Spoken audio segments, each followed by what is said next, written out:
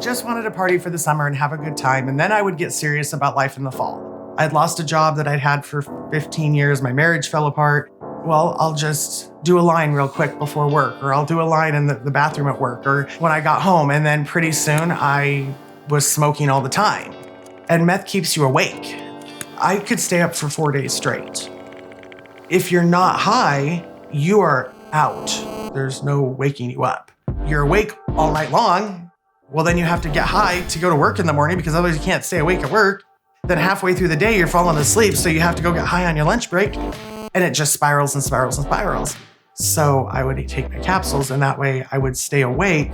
Little tiny doses, perfectly measured out. Eventually, I lost my job. I'd gotten pregnant, and so I had $50.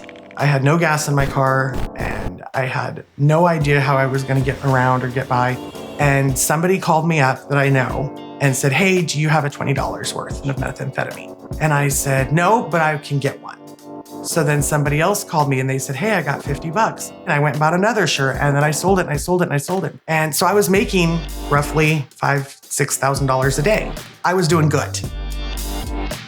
So now I was able to be home with my baby, wake up in the morning, I'd take her to daycare. After she got dropped off, I'd call all my people, find out what they wanted.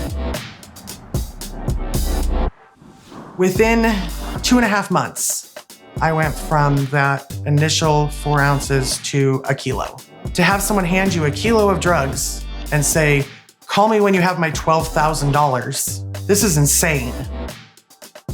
So in my mind, I was just conducting business. I was just doing what I needed to do to get by. It just happened to be illegal.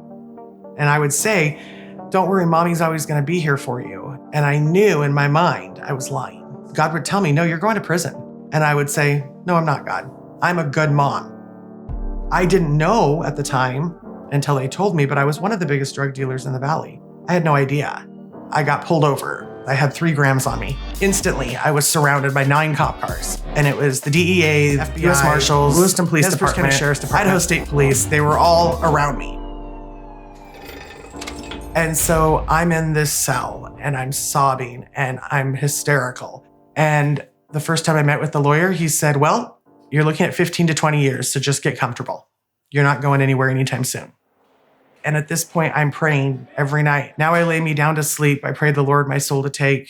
If I should die before I wake, please just don't let me wake up, God. I don't want to be awake. And then that next day, I got my Bible study in the mail from the Salvation Army's prison outreach. And I'd read in like the War Cry magazine, people who had stories like mine, and they were accepted and they made their lives new and they were able to kind of start over. And then the chaplain walks on the unit and he said, "Your brother called and your mom passed away yesterday." I lost it. The next day I called my lawyer and he went to the prosecutor and he went to the judge and he asked if I could get a furlough for the day of her funeral. And the judge said yes. We get home and I go to the church and we're having the memorial service, and I go and knock on the pastor's door because there's a parsonage there, and I ask if my daughter can use the bathroom. And the pastor goes, "I don't think so. Why don't you go around to the back door of the church and knock on that, because there should be someone in there that can let you in." And I was like, "Now this is a church I grew up in." Sunday comes and I decide we're gonna go to the Salvation Army that day. And I walk into the Corps with not just a chip on my shoulder, but a boulder on my shoulder. And Captain David walks up, first thing, right there in the foyer. And he says, "Welcome, are you new here?" And I said, "Nope, I'm just home on furlough from federal prison for selling meth." And he, without missing a beat, in Captain David fashion, goes, "Welcome, there's coffee over here and you can have a seat anywhere." And after the service, of course, those old ladies come up and they're like, "Oh my gosh, your daughter's so cute. We just love having her. We really hope you come back. This is just wonderful." And I'm going. And Captain David and Captain Jolene says, "We really hope when you come home that you'll come back and you'll join us." And our daughters could have play dates. Every single person in that building accepted who I was. I went back to prison and I spent 21 days reading the Bible from cover to cover. And I said, "I don't care if I don't understand it. I don't care if it doesn't make sense. I'm just gonna read it." And that's when I came across Isaiah 48. He says, "I am here and I'm going to redeem you because I promised to, not because you deserve it." I realized he was gonna forgive me. And he wasn't going to forgive me because of anything I had done because I didn't deserve to be forgiven. He was going to forgive me because he was that great. I don't have to carry any more of the guilt. I don't have to carry any more of the shame. I am not that person anymore. God has made me new.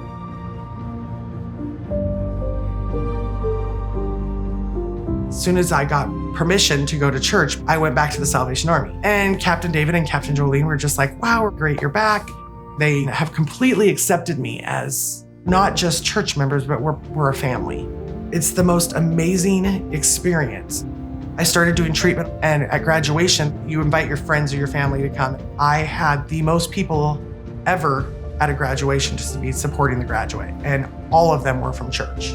It was so amazing to feel so much love and so much support. And since I've been back, I lead Sunday school for the adults. And then I also have started the Life Recovery meeting at our local core. And that's something that really helps me feel fulfilled as well. I try to live my life every day by the example that Jesus gave us. I wish I could take just a piece of my faith and give it to people so they could feel how much joy and how much goodness and how much love God gives them. When I have a craving, I open the Bible until I find something that makes sense to me that God is going to do. And by the time I get done doing that, my cravings are gone. And I'm focused on some other aspect of how he's been good in my life. And I try to reflect back every night when I go to bed at my day and look at the way God blessed me. And life is just great.